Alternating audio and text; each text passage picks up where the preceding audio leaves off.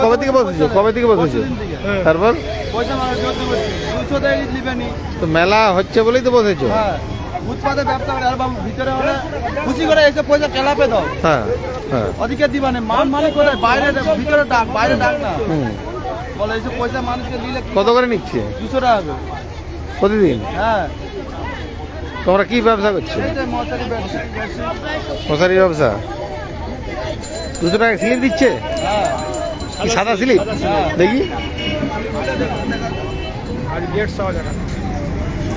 Wholesale করছো, wholesale করছো। হ্যাঁ, ওটা দেখা যায়, ঘুরিয়ে দেখা, ঘুরিয়ে দেখা।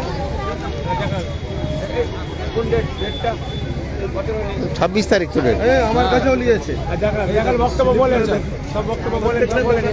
আমি গেলে আমাকে মারবেন। এইগুলা কি ঠিক করছে? সরকারি জায়গায় যে আমরা বসেছি, লাইট ফাইট কিছু দিচ্ছে নি, হ্যাঁ 200 টাকা করে এমনি এমনি নিয়ে চলে যাচ্ছে। হ্যাঁ। বলছে 1 কোটি টাকার মাঠ, কোথা দিয়ে পয়সাটা তুলবো? আরে এই রোডটাও কি মাঠের মধ্যে পড়ছে? আমাদেরকে কি লাইট দিচ্ছে যে 200 টাকা এমনি এমনি নিয়ে চলে যাচ্ছে?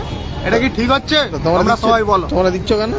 আরে কি করবো, জোর করতেছে, সবাই দিচ্ছে, আমাদেরকেও বাধ্য দিতে হচ্ছে। এটা যদি আমার এখানে, আমরা লোকাল মানুষ বলে দিবা, এই বাইরের মানুষ বলে দিবা হচ্ছে, এখানের মানুষ হলে কি দিতি? তখন একটা হাতাহাতি মারপিট হতো।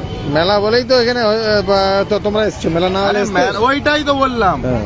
এইটা যে লিচ্ছে সেখানে মাঠের 1 কোটি টাকা মাঠের কাছ থেকে পয়সা তো নিয়ে নিচ্ছে। এখন একটা স্টল ভাড়া নিচ্ছে 30,000, 50,000 টাকা, 1 লাখ টাকা করে স্টল ভাড়া নিয়ে